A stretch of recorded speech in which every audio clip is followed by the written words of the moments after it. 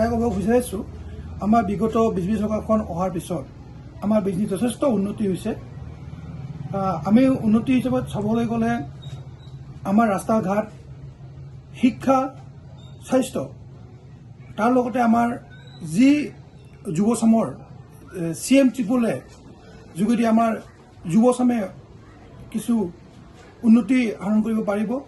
তাৰ লগতে চাবলৈ গ'লে যি মই শিক্ষা বুলি ক'লোঁ, চাওক বিগত আমাৰ বিজনী উত্তৰ অঞ্চলৰ যি ভিতৰুৱা অঞ্চল পাণবাৰীত এখন আমি মডেল কলেজ পাবলৈ সক্ষম হৈছোঁ।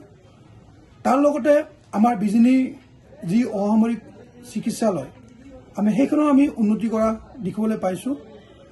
তাৰ লগতে যি বিজনীৰ প্ৰতিষ্ঠাপক ৰজা বিজিত নাৰায়ণৰ আমি ৰজা বিজিত নাৰায়ণৰ প্ৰতিমূৰ্তি আমি এই বিজেপি চৰকাৰৰ দিনতে আমি দেখিবলৈ পাইছোঁ।